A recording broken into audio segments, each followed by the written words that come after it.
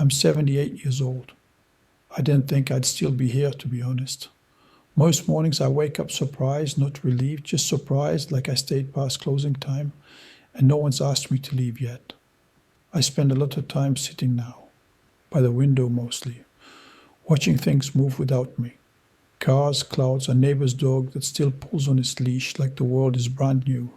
I look at all of it, and I feel the weight of years pressing down, not sharply, just steadily, like a hand that's been resting on my chest so long I forgot what it felt like without it.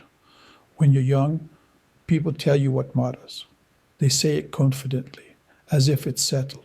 Work hard, be reliable, build something, leave a mark. I listened. I didn't question it much. I assumed the important parts would announce themselves later, when I had time to notice. I always thought there would be more time. In my 20s, I was in a hurry. Not to get anywhere specific, just away from where I was.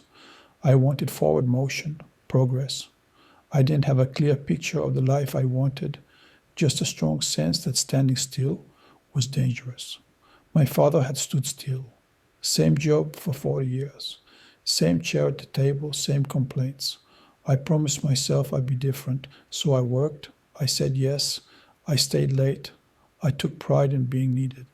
There's a certain satisfaction in being the man people depend on. It feels like purpose, even when it's mostly obligation. I met my wife when I was 27. She laughed easily back then. I remember that. It wasn't loud, just warm, like she found something in the world worth enjoying and wanted to share it. We weren't dramatic people. No big romance story. We made sense. That felt like enough. We talked about the future the way people do, when they think it's flexible. Kids someday. A house that wasn't too big. Trips we'd take when things settled down. Everything hinged on that phrase, when things settle down. They never really do. Our children came quickly, 2 of them. Suddenly time wasn't something I had. It was something I spent. On commutes, on meetings, on fixing things that broke right when I sat down. I told myself this was the season of sacrifice. That presence would come later. I was wrong about that. The cost didn't arrive all at once. It never does. It came in small ways that didn't feel important at the time. Missing a school play because a deadline moved up. Coming home after bedtime and promising I'd make it up on the weekend. Being in the room, but not really there. Mind still wrapped around numbers and plans and what needed doing next. I told myself I was providing. That counted for something, and it did. Just not for everything. My wife started doing things without me, not out of spite, just practicality. If I wasn't home, dinner still needed to be made. If I was tired, the kids still needed help with homework. She became efficient, capable, quietly independent. I admired it without noticing what it replaced. We spoke mostly about logistics, who was picking up who, what needed fixing, what bill was due. We shared a life, but less and less of ourselves.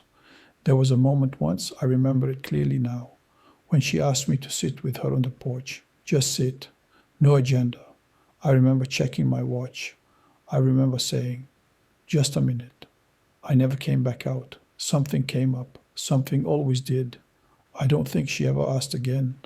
The years moved the way they always do, faster when you're not paying attention. The kids grew into their own lives. They didn't pull on my sleeve anymore. They learned who was available and who wasn't. That wasn't a conscious choice on their part. Children adjust. They always do. By the time I noticed the distance, it felt normal. I had successes, on paper anyway, promotions, a decent reputation. People said my name with respect in rooms I wasn't in. I told myself that meant something, and it did. Just not the way I thought it would.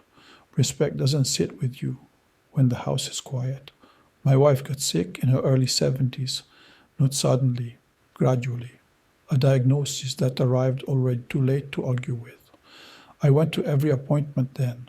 I sat in those waiting rooms like I was trying to make up for lost time by sheer presence. She held my hand, but there was a distance I didn't know how to cross. One afternoon, while we were waiting for a doctor who was running late, she looked at me and said, "We did okay, didn't we?" It wasn't a question that wanted reassurance. It was a statement, gentle, Final. I said yes, because it felt cruel to say anything else. She died on a Tuesday, quietly, the way she lived the last part of her life. The house changed immediately, not dramatically, just noticeably, like the air had gone thin. Grief isn't always loud. Sometimes it's just the absence of sound. After that, time became strange. Days passed without shape. I stopped measuring them by achievement. There wasn't much left to achieve.